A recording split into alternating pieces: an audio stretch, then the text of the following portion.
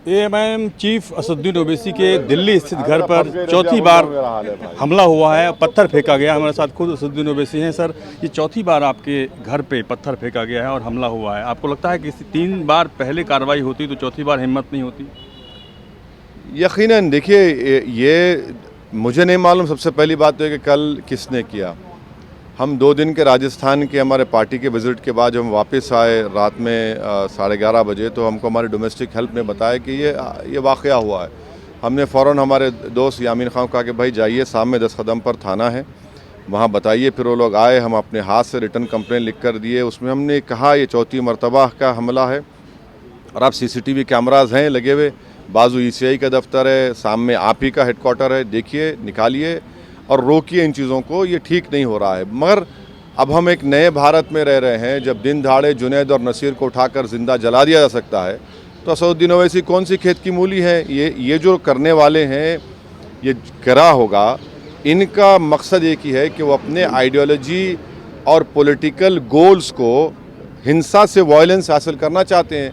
और हम अपने मकसद में अटल हैं और हम अपने कॉज के लिए मरने को तैयार हैं। ये समझ रहे हैं कि अगर कोई ऐसा समझ रहा है, वो कौन सी दुनिया में हमको नहीं मालूम। ये शगुफा कहाँ से छोड़ दिया गया कि बंदर पत्थर फेंक सकता है? आप ही ने तो पूछा हमसे, आप ही की मीडिया के लोगों ने पूछा, नहीं मालूम। पुलिस द्वारा जानकारी दी गई हो? नहीं, हो सकता है कि ये बड़े फरमाबरदार बंदर हैं, दुनिया के पहले फरमाबरदार बंदर हैं, जो अपने आका के हुक्म पर नमक हलाली कर रहे हैं और हमारे ही घर पर पत्थर फेंक रहे हैं। इन बंदरों पर तो रिसर्च होना चाहिए, जो रिसर्च इंस्टीट्यूट हमारे देश में होगा, कि भाई इतने फरमाबरदार बंदर हैं कि पत्थर फेंक रहे हैं।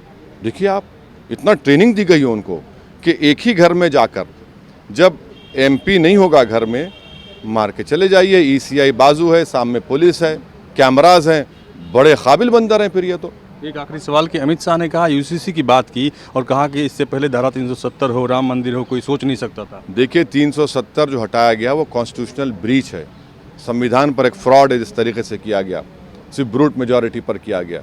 दूसरी बात यह है कि भारत के मुसलमानों को अपने रिलीजियस प्रैक्टिसेस, कस्टम्स, ट्रेडिशंस का प्रोटेक्शन जो है वो आर्टिकल 29 के तहत हमको मिलता है और हम किसी भी हाल में इन चीज़ों को खोने को तैयार नहीं है। मगर अमित शाह अगर UCC की बात करें तो लव जिहाद का कानून क्यों आपके प्रदेशों में है? आप UCC की बात करें तो डिस्टर्ब एरियाज़ का एक्ट आप गुजरात में क्यों लेकर आए?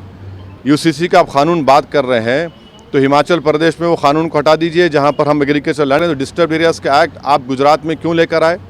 UCC का आप कानून बात कर रहे हैं तो हिमाचल प्रदेश में वो कानून को हटा दीजिए जहाँ पर हम एग्रीकल्चर लैंड खरीदना चाहते हैं। बताइए, आप इन मुद्दों से जनता की तवज्जो हटाना चाह रहे हैं। भारत की जो सबसे बड़ी आबादी है नौजवानों की, उनको रोज़गार चाहिए। आप कंप्लीट फेलियर हो चुके हैं। बढ़ती हुई कीमतें हैं। तीसरा हिडेनबर्ग की रिपोर्ट है। चौथा यह है कि चीन 2000 स्क्वायर किलोमीटर पर भारत की ज़मीन पर कब्जा करके बैठा है। हिम्मत नहीं होती इनका नाम लेने के लिए। तो इन 4 मुद्दों से भारत की जनता की तवज्जो हटाने के लिए बीजेपी कुछ भी कर सकती है। नमस्कार, मैं हूं मानक गुप्ता। अगर आपको हमारा ये वीडियो पसंद आया हो तो इसे लाइक और शेयर जरूर करें और हाँ, हमें सब्सक्राइब और फॉलो करना ना भूलें ताकि आप देश और दुनिया की कोई खबर मिस ना करें। तो जुड़े रहिए हमारे साथ और देखते रहिए News 24।